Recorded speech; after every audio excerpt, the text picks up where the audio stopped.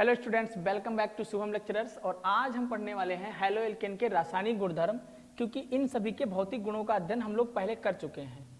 तो आइए शुरू करते हैं रासायनिक गुणधर्म। और रासायनिक गुणधर्म में कौन कौन सी चीज़ें हैं या क्या इंपॉर्टेंट फैक्ट्स हैं आपके लिए, इन सभी के बारे में चर्चा करेंगे। तो आइए शुरू करते हैं और फिर आपको बताते हैं। सबसे पहले मैं ये डिफाइन करूँगा कि भौतिक गुणधर्म और रासायनिक गुणधर्म क्या है।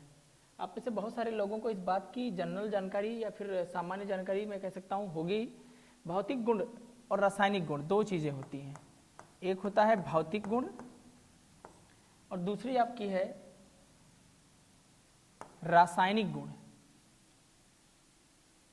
क्या बोलेंगे आप? रासायनिक गुण।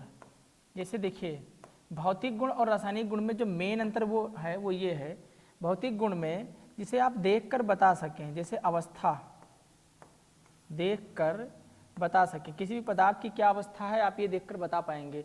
कोई भी पदार्थ ठोस अवस्था में है, द्रव अवस्था में है या फिर गैस अवस्था में है, इसकी व्याख्या सिर्फ आप उसको देखकर कर सकते हैं। इसीलिए इस गुण को हम कौन सा गुण बोलते हैं? भौतिक गुण। दूसरा हमारा क्या है? रासायनिक गुण। रासायनिक गुण का मतलब क्या हुआ कि जिसे आप देख कर ना बता सकें, जिसे आप टेस्ट करके बताएं। जैसे नमक और चीनी दोनों को मैं बारीक करके बराबर आपको दे दूं, दो अलग अलग जगहों पे रख दूं और फिर आपसे बोलूं कि दोनों के कणों को बारीक किया गया है और भी सेम साइज के कणों के आधार पर बारीक किया गया है। फिर मैं आपसे बोलूं क्या आप इन्हें आइडेंटिफाई कर सकते हैं, बता सकते हैं कौन सा नमक है और कौन सा चीनी है? आप बोलेंगे नहीं। क्यों? क्योंकि इसके लिए आपको उनका टेस्ट करना पड़ेगा, स्वाद लेना पड़ेगा, तब आप बता पाएंगे कि कौन सा नमक है और कौन सा चीनी है। तो इसी बात को डिफाइन कर रहा हूँ मैं यहाँ पर कि जिसे आप देख कर बता दें, अवस्था हो गया, इन सब जो भी चीज़ें हैं तो उन्हें हम भौतिक गुणधर्म कहेंगे, और जिन्हें देखकर आप ना बता सकें उन्हें कहेंगे रासायनिक गुणधर्म। ठीक है, अब हमको पढ़ना है हैलो एल्केन के रासायनिक गुणधर्म। ठीक है, सबसे पहले इसके रासायनिक गुणधर्म में एक इंपॉर्टेंट चीज क्या है? नाभिक स्नेही प्रतिस्थापन क्रिया, जिसको बोलते हैं न्यूक्लियोफिलिक सब्स्टिट्यूशन रिएक्शन। न्यूक्लियोफिलिक, मैं इसको ऐसे लिख सकता हूं, न्यूक्लियोफिलिक सब्स्टिट्यूशन रिएक्शन। देखो, इसको बोलते हैं नाभिक स्नेही। इसका मतलब क्या है? नाभिक स्नेही स्पीशीज क्या होंगी? नाभिक स्नेही का मतलब क्या हो गया? नाभिक की तरफ अट्रैक्ट होने वाला। क्यों? क्योंकि जिस नाभिक स्नेही के रूप में वही कार्य करेंगे। इसको मैं न्यूक्लियोफाइल, अंग्रेजी में इसको न्यूक्लियोफाइल बोलते हैं, और अगर आपको शॉर्टकट में लिखना है तो NU करके माइनस का चार्ट लगा देंगे। ठीक है, अब चूंकि इस पे नेगेटिव का चार्ज है तो इसे इलेक्ट्रॉन की आवश्यकता है, तो ये नाभिक ढूंढेगा, क्योंकि नाभिक के केंद्र में इलेक्ट्रॉन, प्रोटॉन, या फिर हम कह सकते हैं नाभिक, और उसमें तीन चीजें मिल सकती हैं, इलेक्ट्रॉन, प्रोटॉन और न्यूट्रॉन, जिसे आप परमाणु भी कह सकते हैं। ठीक है, तो नाभिक स्नेही को अंग्रेजी में न्यूक्लियोफाइल बोलते हैं, जिसको मैं इस तरीके से भी लिख सकता हूँ NU करके। दूसरा कौन कौन सी चीजें इसमें आती हैं? देखो, सबसे पहले आपका OH आ जाएगा, Cl आ जाएगा, फ्लोरीन आ जाएगा, क्लोरीन तो मैंने लिख ही दिया है, फ्लोरीन, ब्रोमीन और आयोडीन।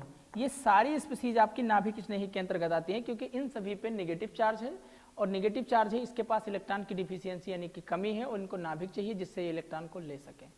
तो ये नाभिक से जुड़ना चाहेंगे, इसीलिए इनको क्या बोलते हैं? नाभिक स्नेही।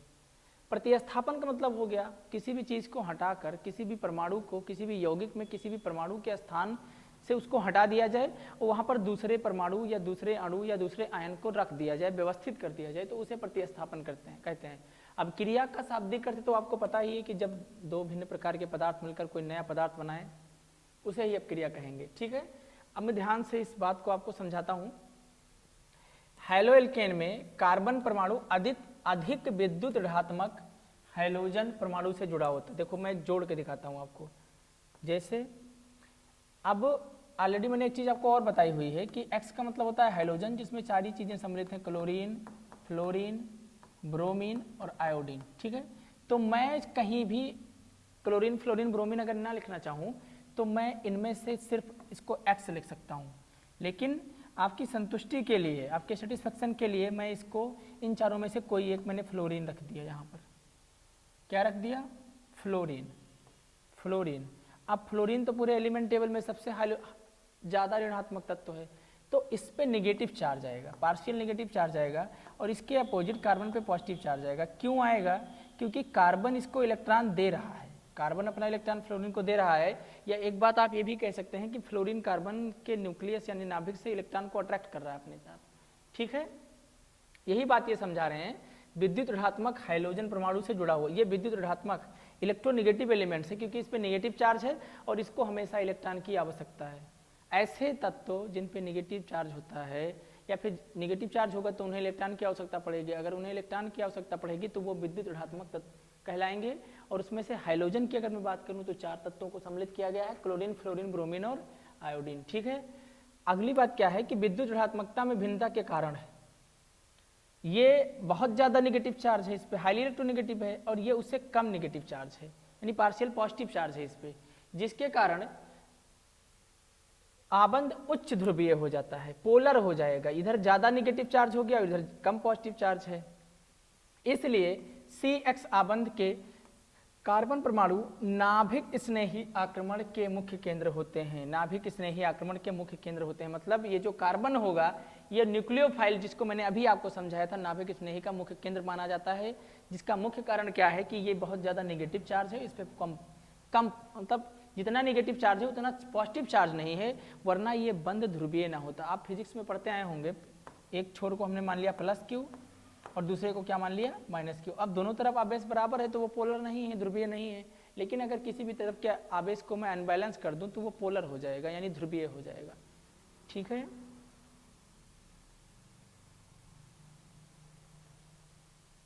नाभिक स्नेही प्रतिस्थापन अपक्रिया के त्रिविम की व्याख्या, त्रिविम रसायन की व्याख्या देखो, कह रहा है वह रासायनिक अपक्रियाएं जिनमें नाभिक स्नेही अभिकर्मक, नाभिक स्नेही अभिकर्मक मैंने भी आपको अभी समझाया था, OH- CN- आदि क्रियाधार पर आक्रमण करके उत्पाद का निर्माण करते हैं, नाभिक स्नेही प्रतिस्थापन अपक्रिया कहलाती है। जिसमें देखो यहाँ पर S का मतलब हो गया सब्स्टिट्यूशन और N का मतलब हो गया न्यूक्लियोफिलिक या न्यूक्लियोफाइल, सब्स्टिट्यूशन न्यूक्लियोफाइल, इसको इसीलिए मैंने लिखा था SN यानी S for substitution, N for nucleophile. इसके त्रिविम रसायन की व्याख्या करने के लिए हमें सबसे पहले एक चीज की आवश्यकता पड़ेगी, एक एग्जाम्पल लेता हूं उसके थ्रू आपको एक्सप्लेन करके दिखाता हूं मैं, ठीक है। देखो ये हमारा कोई कार्बन है जिससे एक हाइड्रोजन ये जुड़ा हुआ है, दूसरा हाइड्रोजन मॉलिक्यूल इस तरीके से मैंने जोड़ रखा है, और तीसरे पर मैंने C2H5 यानी कि एथिल ग्रुप लगा रखा है, ठीक। इससे हमारा एक ब्रोमीन का मॉलिक्यूल जुड़ा हुआ है। अब ब्रोमीन का मॉलिक्यूल जुड़ा हुआ है इसका मतलब हाइड्रोजन जुड़ा हुआ है, ब्रोमीन का मॉलिक्यूल जुड़ा हुआ है इसका मतलब क्या जुड़ा हुआ है, हाइड्रोजन। अब साधारण सी बात है कि ये हाईली इलेक्ट्रोनेगेटिव एलिमेंट्स है यानी विद्युत ऋणात्मक तत्व है, और ये क्या है, जिस तरह ये नेगेटिव चार्ज है इस पे ब्रोमीन पे, उससे कम पॉजिटिव चार्ज किस पे है, कार्बन पे, और जिसके कारण ये जो बॉन्ड है, ये जो बंध है इनके बीच में, ये ध्रुवीय हो जाएगा। अब मैं किसी नाभिक रागी की अपक्रिया कराता हूं या नाभिक रागी का आक्रमण कराऊं या नाभिक रागी को इस पे अट्रैक्ट कराऊं तो ये क्या करेगा, एक इंटरमीडिएट प्रोडक्ट बनाएगा यानी मध्यवर्ती बनाएगा। किस प्रकार से, देखिएगा ध्यान से, हाइड्रोजन हाइड्रोजन, ये C2H5 यानी एथिल। अब ये जो नेगेटिव चार्ज वाला यानी जो ब्रोमीन है यहां से बाहर निकल जाएगा, और जब बाहर निकलेगा तो कार्बन पर पॉजिटिव चार्ज आ जाएगा क्योंकि एक इसकी बैलेंसी फ्री हो गई। और एक बात और मैं आपको समझा दूं कि जब भी कार्बन पे धनावेश आता है तो उसको बोलते हैं कार्बोकैटायन, कार्बन पे जब धनावेश आता है तो उसे क्या बोलते हैं, कार्बोकैटायन, ठीक है। अब मैं किसी दूसरे मॉलिक्यूल को इनमें से लेता हूं, जैसे मैंने OH- ले लिया, क्या ले लिया, OH-, ये न्यूक्लियोफाइल यानी नाभिक रागी की तरह बिहेव कर रहा है। किसकी तरह बिहेव कर रहा है, नाभिक रागी यानी न्यूक्लियोफाइल की तरह। तो जैसे ही ये ब्रोमीन निकलेगा एक मध्यवर्ती बन जाएगा हमारा, क्या बन जाएगा, मध्यवर्ती, इंटरमीडिएट बोलते हैं अंग्रेजी में इसको, ठीक है, मध्यवर्ती बनेगा। और ये जब बैलेंसी खाली होगी तो जो निगेटिव चार्ज है वो पीछे से आकर यानी इस साइड से, यही डिफरेंस है इन दोनों में, इस साइड से आकर जुड़ जाएगा। किस प्रकार, जरा देखिए, बैलेंसी फ्री हुई, इधर से आपका OH आकर जुड़ गया, ये कार्बन, ये हाइड्रोजन और ये एथिल ग्रुप, ठीक। समझ पा रहे हैं मेरी बात को आप। मैंने यहां पर इसको बोलते हैं नाभिक रागी, क्या बोलते हैं, नाभिक रागी, ठीक। इस कार्बन पे इस नाभिक रागी का अटैक करवाया तो क्या हुआ कि जो ब्रोमीन का मॉलिक्यूल था वो निकल गया, जिससे एक मध्यवर्ती बना। जब ब्रोमीन निकल गया तो कार्बन पे पॉजिटिव चार्ज आ गया, क्योंकि कार्बन की एक वैलेंसी फ्री हो गई, 4 होती है, 1 2 3 आपको दिख रहे हैं, एक फ्री हो गई, इसको मध्यवर्ती बोलेंगे। और उसके बाद क्या होगा कि ये जो दूसरा मॉलिक्यूल है OH- यानी नाभिक रागी है, वो इस कार्बन से आकर जुड़ जाएगा, क्योंकि उसे इलेक्ट्रॉन की आवश्यकता है और इस पे पॉजिटिव चार्ज है, इसके पास एक इलेक्ट्रॉन एक्स्ट्रा है। इतनी साधारण सी बात को आपको समझना है बस, ठीक है। अब ये मध्यवर्ती बना, कार्बन पे पॉजिटिव चार्ज आया, मैंने ऑलरेडी आपको बता दिया है कि जब भी कार्बन पे पॉजिटिव चार्ज आएगा तो उसे बोलेंगे कार्बोकैटायन, ठीक है। नोट कर लीजिए जरा। आइए बढ़ते हैं आगे की तरफ।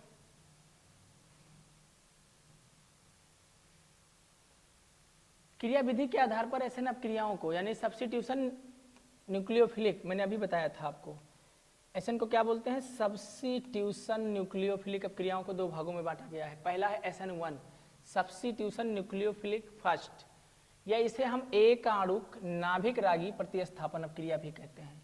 ये 2 पदों में संपन्न होती है। कितने पदों में संपन्न होने वाली अपक्रिया है ये? 2 पदों में। अब मैं इसका रिएक्शन करके आपको दिखाता हूं ताकि आप मेरी बात को समझ जाएं। सबसे पहले क्या किया मैंने कि एक नाभिक रागी ले लिया OH-, ठीक, एक ये कंपाउंड ले लिया मैंने, ब्रोमीन जोड़ रखा है। अब ब्रोमीन हाईली इलेक्ट्रोनेगेटिव एलिमेंट, या फिर हम कह सकते हैं इस पर ऋणावेश है, जिसके कारण ये हाईली इलेक्ट्रोनेगेटिव होगा, तो कार्बन इसको अपना इलेक्ट्रॉन शेयर करेगा, और यदि कार्बन अपना इलेक्ट्रॉन शेयर करेगा तो इनके बीच का जो बांड है वो क्या हो जाएगा, ध्रुवीय। अब पहली स्थिति में क्या होगा, देखो यहां पर भी जो मैं निशान लगा रहा हूं वो इस तरीके की एरो बना रहा हूं। ये क्या है मैं समझा दूं जरा। देखो अगर इस तरीके की एरो आपको कहीं दिखती है तो इसका मतलब क्या है कि A और B मिलकर क्या बना रहे हैं, C, ये रिएक्टेंट और ये आपका हो जाएगा प्रोडक्ट, ठीक। अगर कहीं पर इस तरीके की एरो दिखती है आपको तो उसे बोलते हैं उत्क्रमणीय अपक्रिया, उत्क्रमणीय अपक्रिया। इस तरीके की एरो दिखती है तो उसे बोलते हैं उत्क्रमणीय अपक्रिया। अब उत्क्रमणीय अपक्रिया क्या होती है, ऐसी अपक्रिया जिसमें अभिकारक उत्पाद में परिवर्तित हो सकता है तथा उत्पाद, जैसे यहाँ जो A और B है वो बदल सकता है आपका C में, और जो C है वो बदल सकता है A और B में। यही मतलब है उत्क्रमणीय अपक्रिया का। तो मैंने यहाँ पर ये उत्क्रमणीय अपक्रिया का निशान लगाया सिर्फ ये समझाने के लिए कि ये जो अभिकारक हैं अपक्रिया करेंगे, उसके बाद जो उत्पाद बनाएंगे वो उत्पाद पुनः से इन अभिकारकों में रूपांतरित या परिवर्तित हो सकता है। आप अपक्रिया कराएंगे तो पहले तो आपका एक मध्यवर्ती बन जाएगा, मध्यवर्ती बनाता हूं मैं। हाँ, दूसरी बात, मध्यवर्ती को आप उत्पाद नहीं मान सकते। देखो क्या मध्यवर्ती बनेगा कि धीरे धीरे ये रहा कार्बन, ये इसका हाइड्रोजन, ये हाइड्रोजन, और ये रहा ब्रोमीन। और डॉटेड लाइन से दिखा रहा हूं ब्रोमीन को, अभी समझाऊंगा डॉटेड लाइन का मतलब क्या है। ये ब्रोमीन,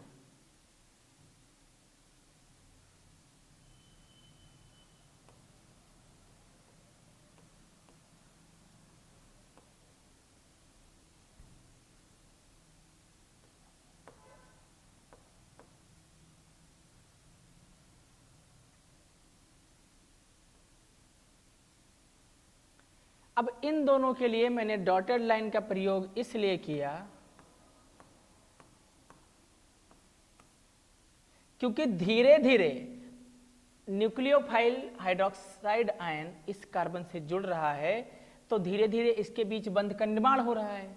लेकिन जो कार्बन और ब्रोमीन के बीच का बंध था या बांड था या बंध था, वो धीरे धीरे टूट रहा है। वो धीरे धीरे क्या हो रहा है, टूट रहा है। अब लास्ट में क्या होगा कि ये जो मॉलिक्यूल्स हैं वो कहाँ निकल जाएंगे, बाहर। यानी ब्रोमीन वाला ये फास्ट रिएक्शन होगा, मैं तीव्र लिख दे रहा हूं यहाँ पर। ये जो ब्रोमीन का मॉलिक्यूल है वो कहाँ निकल जाएगा, बाहर, और इससे कौन जुड़ जाएगा, OH- नाभिक रागी। ठीक है, किस तरीके से देखिए, इधर से आपका OH जुड़ गया, हाइड्रोजन, हाइड्रोजन और ये हाइड्रोजन। ठीक, चूंकि यहाँ पर समझने वाली बात ये है कि जब SN1 अपक्रिया जो है उसमें जब नाभिक रागी जुड़ता है तो पीछे से यानी बैक साइड से अटैक कर रहा है, बैक साइड से पीछे से अटैक कर रहा है।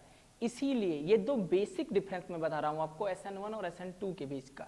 SN1 में क्या होता है कि नाभिक रागी यानी जिस पे निर्भावेश हो, इसको नाभिक की आवश्यकता है इलेक्ट्रॉन के लिए, वो जब कार्बन से जुड़ेगा तो पीछे से जुड़ेगा, ये SN1 कहलाएगा। और अगर किसी कार्बन में वो सामने से जुड़ रहा है, सीधे जुड़ रहा है, तो वो SN2 कहलाएगा। आगे मैं आपको समझाऊंगा इस बात को, लेकिन अभी मैंने समझा दिया। तो मध्यवर्ती बना ना, जिससे OH- के बीच का बंध बन रहा है और कार्बन और ब्रोमीन का बंध धीरे धीरे टूट रहा है। ठीक है, नोट कर सकते हैं इसे आप अगर चाहें तो। यहां पर दो पद लिखे थे इसने, लेकिन मैंने क्या किया, इसको एक ही स्टेप में कंप्लीट कर दिया है।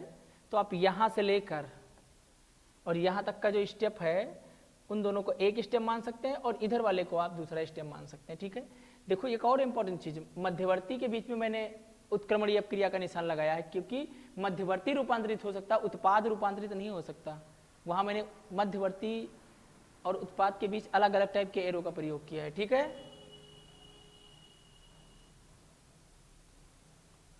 इनका प्रथम पद मंद, प्रथम पद तो भैया स्लो होगा, और जो वेग निर्धारक पद होता है, वेग जब मैंने आपको पढ़ाया था रसायन विज्ञान का रासायनिक बलगतिकी, तो मैंने आपको वेग क्या है ये सारी चीजें वहां पर बताई थी, शायद आपको याद भी होगा। तथा द्वितीय पद तीव्रता से संपन्न होता है। इन अपक्रियाओं के वेग के निर्धारण पद में केवल एक अणु भाग लेता है, अर्थात अपक्रिया का वेग केवल एक क्रियाधार के अणु की सांद्रता पर निर्भर करेगा। भैया जब एक ही अणु भाग लेगा तो क्या दो की सांद्रता पर निर्भर करेंगे? नहीं, इसको एक आणुक अपक्रिया भी आप कह सकते हैं। एक आणुक मतलब एक अणु भाग ले रहा है और वही उसका जो कंसंट्रेशन है, एक ही अणु की जो सांद्रता है, वो ये डिसाइड कर देगी कि इसका वेग कितना होगा, समय कितना लेगा अपक्रिया कंप्लीट होने में। ठीक है, अथा यह प्रथम कोटि की अपक्रिया है। ये तो बताई थी, प्रथम कोटि, शून्य कोटि, प्रथम कोटि, द्वितीय कोटि, जीरो अणु, एक अणु, दो अणु। ठीक है, फिर है SN2। देखो मैंने बताया था SN1 और SN2। ये SN2 का मतलब क्या हुआ? द्विव अणुक नाभिक रागी प्रतिस्थापन अपक्रियाएं। ये अपक्रियाएं एक पद में संपन्न होती है, एक ही स्टेप में। इन अपक्रियाओं में अपक्रिया का वेग क्रियाधारी तथा आक्रमणकारी यानी नाभिक स्नेही दोनों की सांद्रता पर निर्भर करेगा। देखो, नाभिक स्नेही की सांद्रता पर भी निर्भर करेगा, और क्रियाधारी जो रिएक्टेंट है, जो रिएक्शन करने वाला है, उसकी सांद्रता यानी दोनों की सांद्रता। मैं कह सकता हूं न्यूक्लियोफाइल यानी नाभिक रागी की भी सांद्रता, और दूसरा क्रियाधार यानी रिएक्टेंट की भी सांद्रता पर निर्भर करेगा। तो इसीलिए इसको हम क्या कहते हैं? द्विव अणुक नाभिक रागी प्रतिस्थापन अपक्रिया। और दो अणुओं के भाग लेने के कारण, या फिर दो अणुओं के कारण, या दो अणुओं की उपस्थिति के कारण इसका वेग निर्धारित हो रहा है, दो की सांद्रता पर डिपेंड हो रहा है, इसीलिए इसे क्या बोलते हैं? द्वितीय कोटि की अपक्रिया। ठीक है, एक अणु मतलब एक ही अणु भाग ले, एक ही अणु से वेग का डिपेंडेंसी हो। दो द्विआण्विक मतलब दो अणु भाग लें और दोनों की सांद्रता वेग पे डिपेंड करे, या वेग दोनों की सांद्रता पे डिपेंड करे, तो उसे बोलते हैं द्विअणुक, और वो अपक्रिया हमारी होगी द्वितीय कोटि की अपक्रिया। इससे स्पष्ट होता है कि अपक्रिया का वेग निर्धारक पद में क्रियाधार तथा नाभिक स्नेही दोनों का योगदान है। वो तो बात मैंने आपको पहले ही समझा दी भैया, दोनों का योगदान है तभी तो ये द्विआणुक अपक्रिया है। इसीलिए इसको बोलते हैं SN2। SN1 में मतलब एक ही अणु भाग ले रहा है, एक ही डिसाइड करेगा कि वेग क्या होगा। SN2 में दो अणु भाग लेंगे और दोनों डिसाइड करेंगे कि वेग क्या होगा। ठीक है,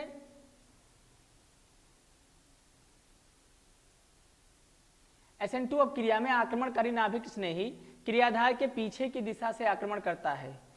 इसका कारण क्रियाधार का विन्यास परिवर्तित हो जाता है, अर्थात उलट जाता है। क्या होता है? उलट जाता है, परिवर्तित हो जाता है, या फिर उलट जाता है। उलट जाता है, उलट जाता का क्या तात्पर्य है? जो स्ट्रक्चर है वो चेंज हो जाएगा। तीव्र आंधी अथवा हवा में छाता पलट जाता है। बड़ा गजब का एग्जाम्पल लिखा हुआ है। अरे आप लोग घरों में इस्तेमाल करते होंगे, छाता, बरसात का सीजन चल रहा है, बहुत तेज से हवा है तो पूरा सिस्टम चेंज हो जाता है एकदम। जो चीज नीचे की तरफ थी वो चेंज होकर ऊपर की तरफ हो गई। ठीक है, इसे हम निम्न प्रकार प्रदर्शित कर सकते हैं। मैं रिएक्शन करके आपको दिखाता हूं SN2 का। एक एग्जाम्पल ले लिया,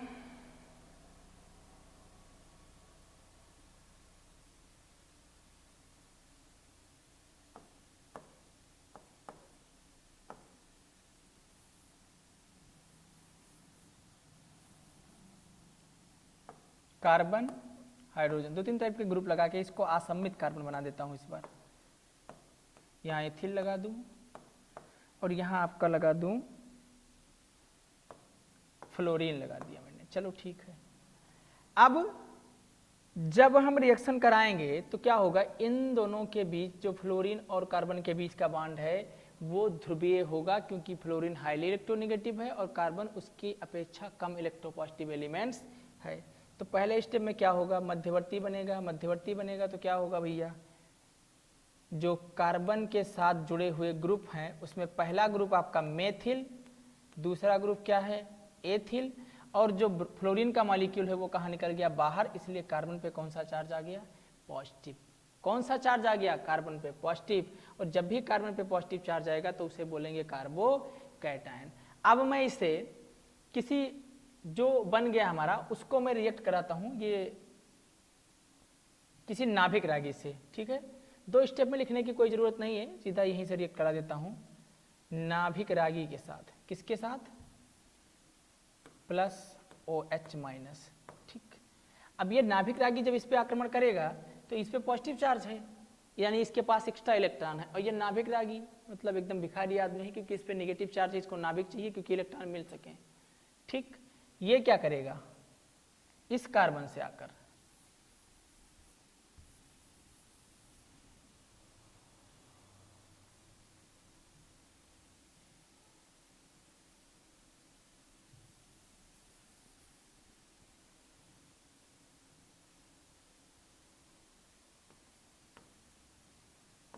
कार्बन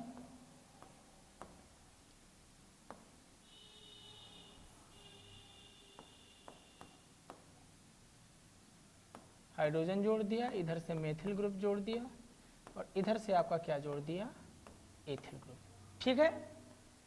इस प्रकार नाभिक रागी ने कार्बन से अपना इलेक्ट्रॉन शेयर करके या कार्बन से इलेक्ट्रॉन लेकर के एक बंध का निर्माण कर लिया, ठीक।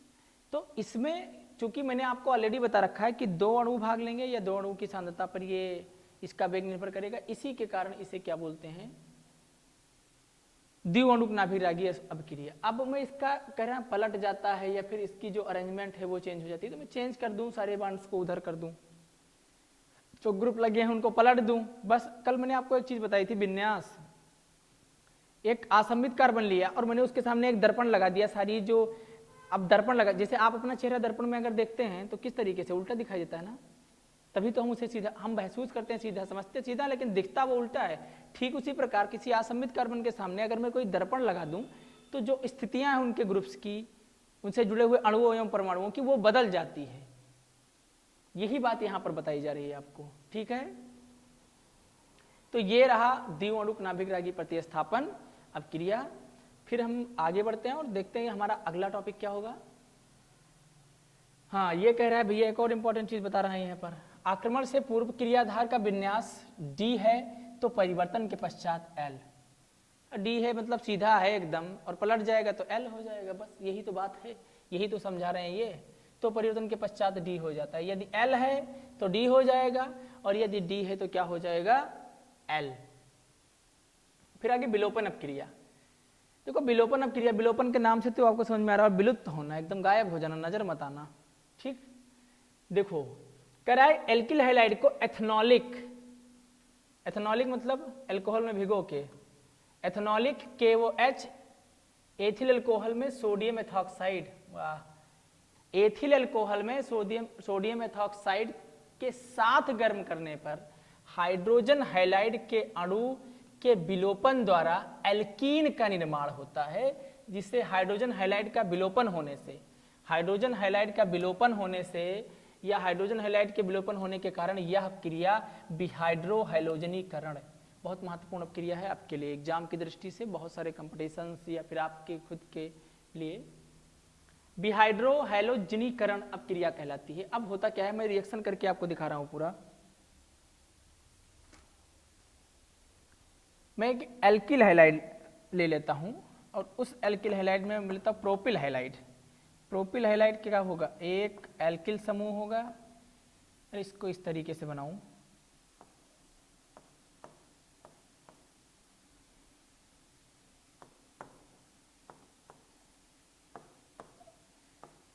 कंफ्यूजन में बिल्कुल मत रहिएगा। यहाँ जो R लिखा है, R का मतलब होता है एल्किल ग्रुप, या एल्किल ग्रुप समूह एक ही चीज है, और इसमें एथिल मेथिल प्रोपिल ब्यूटिल सारी चीजें आती हैं। ऑलरेडी आपको मैं दो चीजें तो बहुत समझाता रहता हूँ, एक तो R और दूसरा X। X का मतलब क्लोरीन फ्लोरीन ब्रोमीन और आयोडीन, और R का मतलब एल्किल ग्रुप यानी एथिल मेथिल प्रोपिल और ब्यूटिल। अब यहाँ जुड़ा हुआ है इसके साथ हाइड्रोजन, मैं X लिख दे रहा हूँ, क्लोरीन फ्लोरीन ब्रोमीन आयोडीन लिखने से बेहतर है कि यहाँ पर X लिख दिया, और इसको रिएक्शन किसके साथ करा दिया मैंने, पोटेशियम हाइड्रोक्साइड। पोटेशियम हाइड्रोक्साइड से रिएक्शन कराने का तात्पर्य क्या है, ये सीधे सीधे कह रहा है भैया कि एल्किल हैलाइड को एथनॉलिक KOH, एथनॉलिक KOH का मतलब क्या हुआ, एथिल अल्कोहल में सोडियम एथॉक्साइड को डुबो दिया जाए, और डुबोने के बाद जब उनको गर्म करेंगे तो हाइड्रोजन हैलाइड के जो अणु हैं वो कहाँ निकल जाएंगे, विलुप्त हो जाएंगे, जिससे एल्कीन का निर्माण होगा। एल्कीन का मतलब देखो, एल्केन का मतलब कार्बन कार्बन के बीच में सिंगल बॉन्ड, और एल्कीन का मतलब डबल बॉन्ड, और एल्काइन का मतलब कार्बन कार्बन के बीच में कितना बॉन्ड होना चाहिए, 3 बॉन्ड। क्या बनेगा प्रोडक्ट, देखिए जरा ध्यान से, इस कार्बन कार्बन के बीच में अगर डबल बॉन्ड आएगा तो ये दोनों हाइड्रोजन को यहाँ से बाहर निकलना पड़ेगा H2 के रूप में, इसीलिए इसको बिहाइड्रो हैलोजनीकरण बोलते हैं, बिहाइड्रो हैलोजनीकरण। अब जब ये निकल जाएगा तो ये दोनों इलेक्ट्रॉन इसकी तरफ बढ़ेंगे, और इलेक्ट्रॉन दोनों इसकी तरफ बढ़ेंगे तो इनके बीच में क्या बन जाएगा, डबल बॉन्ड, और तुरंत ये क्या कहलाएंगे, एल्कीन। देखो ध्यान से, CH डबल बॉन्ड CH, ठीक, क्या कहलाएंगे ये, एल्कीन। एक हाइड्रोजन मॉलिक्यूल निकलने से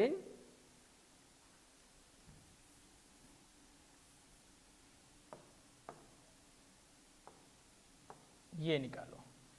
अब क्या होगा कि ये जो मॉलिक्यूल्स हैं हाइड्रोजन के, ये इस X के साथ मिलेंगे और क्या बना लेंगे, हाइड्रोजन हैलाइड। लिख रखा है साफ साफ इसमें, हाइड्रोजन हैलाइड, ठीक।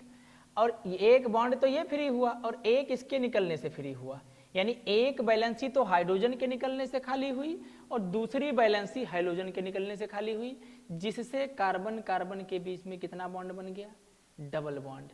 या फिर एक हाइड्रोजन को अगर आप चाहें तो कार्बन के दूसरे पोजीशन से भी निकाल सकते हैं। इस पोजीशन से, मैंने जिस पोजीशन से निकाला था, आप चाहें तो दूसरे वाले पोजीशन का भी उपयोग करके इसको बाहर निकाल सकते हैं। इस पोजीशन से निकालना अगर मैं चाहूँ, मार्कोनिकॉफ का नियम आपको कल बताया था, इस पोजीशन से अगर निकालना चाहूँ, ये निकल गया, ठीक।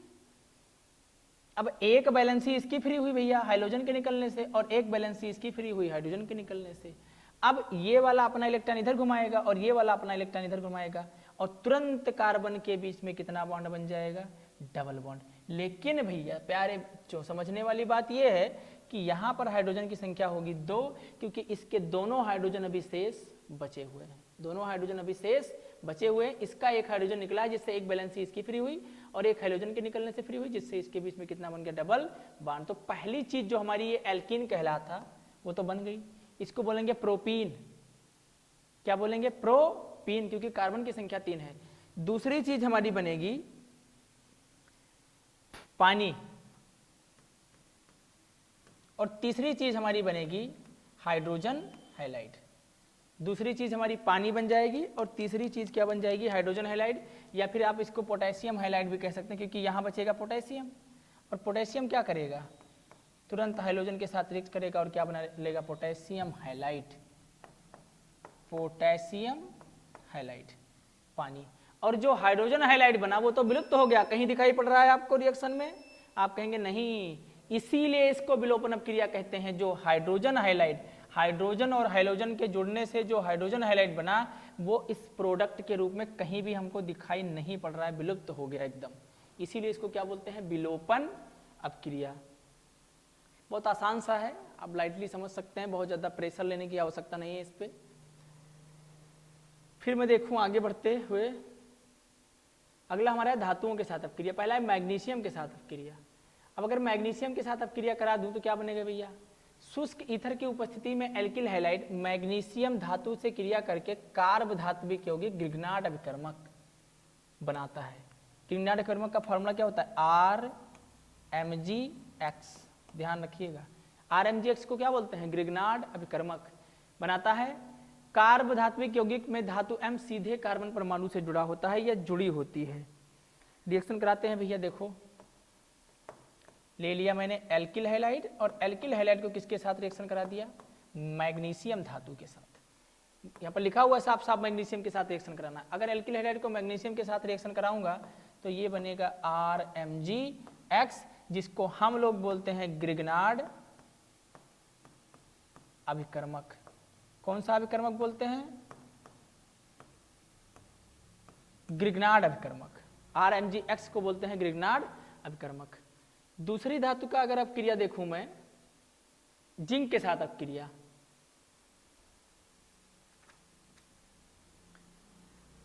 अगर एल्किल आयोडाइड को, एल्किल आयोडाइड का फॉर्मूला लिखूं पहले, कह रहा एल्किल आयोडाइड को,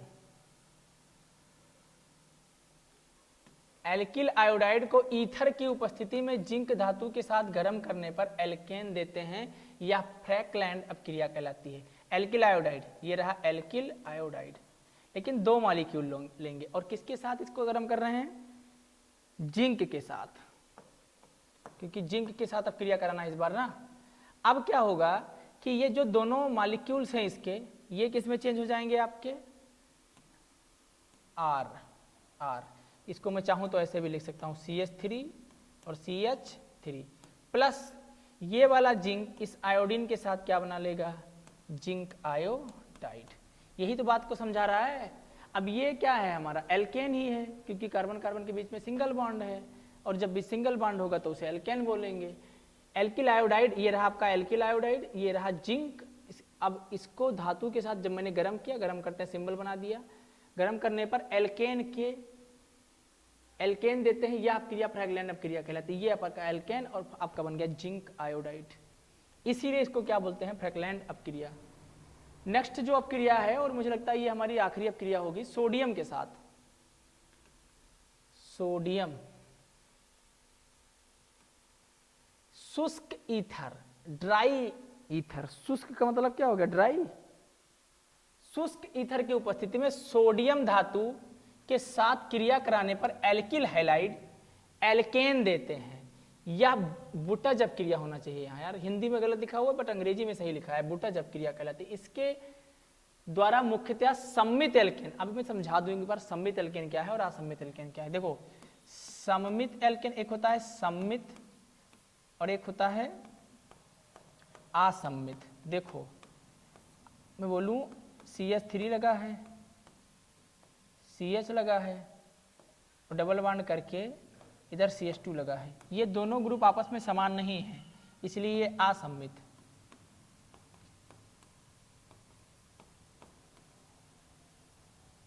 यदि आप यहां पर देखें तो ये दोनों ग्रुप आपस में समान हैं, इसलिए इसे बोलते हैं सम्मित एल्केन। जब किसी कार्बन के दोनों तरफ जुड़े हुए कार्बन परमाणुओं की संख्या या समूह आपस में समान हो तो उसे सम्मित एल्केन, और जब दोनों आपस में समान ना हो तो उसे बोलते हैं असम्मित एल्केन। तो यहां पर कह रहा है सम्मित एल्केन देते हैं। कौन सा एल्केन देते हैं? सम्मित एल्केन। मैं रिएक्शन करा के आपको दिखाता हूं। सोडियम के साथ 2 मॉलिक्यूल लूंगा सोडियम हैलाइड का, एल्किल हैलाइड। सबसे पहले क्या लेंगे? एल्किल हैलाइड, और कितने मॉलिक्यूल लूंगा? 2। अब इसको रिएक्शन किसके साथ कराना है हमको? सोडियम के साथ।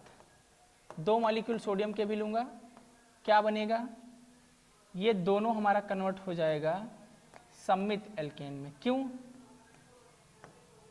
क्योंकि ये दोनों ग्रुप, ये वाला ग्रुप और ये वाला ग्रुप आपस में क्या है? समान, इसीलिए इसको सम्मित एल्केन मैंने बता रखा है वहां, देखो ऑलरेडी। प्लस में यहां पर 2 हाइड्रोजन और यहां पर 2 सोडियम मिलकर क्या बना लेंगे? 2NaX। क्या बना लेंगे? 2NaX, यानी सोडियम हैलाइड के 2 मॉलिक्यूल बनेंगे। ये अपक्रिया कहलाती है बुटज अपक्रिया, जिसमें आपका सम्मित एल्केन बनता है और 2 मॉलिक्यूल आपके बनते हैं एल्किल हैलाइड के, सॉरी सोडियम हैलाइड के। तो आज का हमारा लेक्चर यहीं पर समाप्त होता है। उम्मीद करते हैं कि मेरी बात आप तक जरूर पहुंच गई होगी। मिलेंगे नेक्स्ट वीडियो में नई ऊर्जा और नई उम्मीद के साथ। तब तक के लिए जय हिंद।